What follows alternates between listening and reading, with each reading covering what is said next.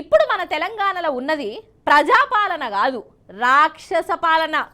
ఇది నేను రేవంత్ సార్ మీద కోపంతో చెప్తున్న మాట కాదు. రేవంత్ సార్కు నాకేం గెట్టు పంచాదు లేవు. ఇది జనం చెప్తున్న మాట. స్వయాన రేవంత్ సార్ను గెలిపించిన కొడంగల్ నియోజకవర్గం జనాలే చెప్తాండ్రు. ఇక నమ్మినందుకు నిలువుతా ముంచిండని సర్కార్ మీద మరలబడి మరీ చెప్తాండ్రు. అగ చూడరు కావాలంటే. వికారాబాద్ జిల్లా లగచర్లలో ఏమైందో లోకమంతా చూసింది కదా.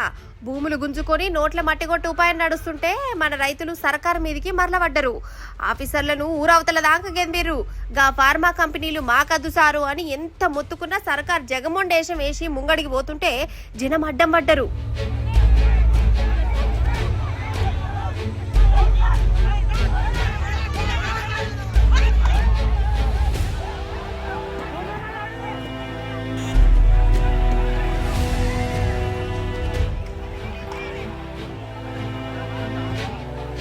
కథమిగా ఇక ఇట్లా కాగానే సర్కారోళ్లకు కోపాలు బాగా వచ్చినట్టున్నాయి.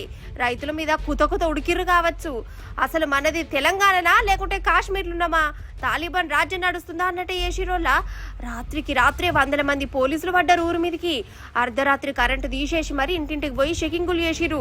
గద్రిచ్చుడు బెదిరిచ్చుడట, రుబాబ్ చేసుడట. అనుమానం ఉన్నోళ్లను అరెస్టులు చేసిరు. కమస్కం ఇలేకర్లను కూడా దగ్గరికి రానియలే. ఇక ఇంటర్నెట్ సోషల్ మీడియాలో కూడా బంద్ పెట్టించిరు వల్ల. ఇది ఎక్కడి కథ అసలు? గిదా ప్రజాపాలన అంటే? ఎమర్జెన్సీ రాజ్యం లెక్క కొడతలేదు ఇదంతా చూస్తుంటే. గిందుకోసమే నానొల్లా ఏరుకోరి తెచ్చుకున్నది చెయ్యి పాటిని. గట్లా ఏరుకోరి తెచ్చుకున్నదికే కావచ్చు ఎగిరెగిరిదంతురు. రైతులను అరెస్టులు చేసుడేంది? సరే, ఆఫీసర్ల మీదకి పోవుడు ముమ్మాటికి తప్పే, కాదంటలేను. మరి ఆడ వీళ్ళ భూములు పోతున్నాయి. సర్కారుకు ఎన్నో మట్ల చెప్పి నేరిపడ్డరు, బతులాడుకున్నారు. అయినా ఇన్లే కన్నతల్లి లెక్క చూసుకున్న భూమిని కండ్ల ముందే గుంజుకుని ఉపాయం చేస్తుంటే లడాయికి పోయిరు.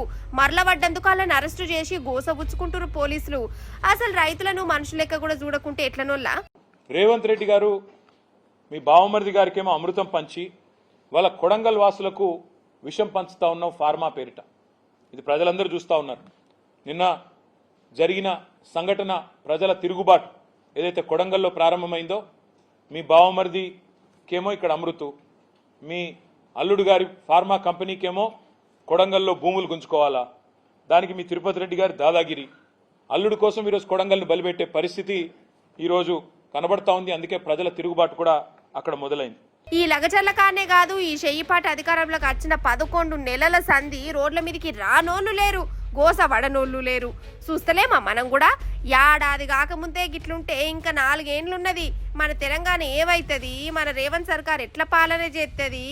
ఇయో గిదే దాల్చుకుంటా అంటే ఒక్కొక్కలకు కంటి మీద కునుకు పడతలేదట.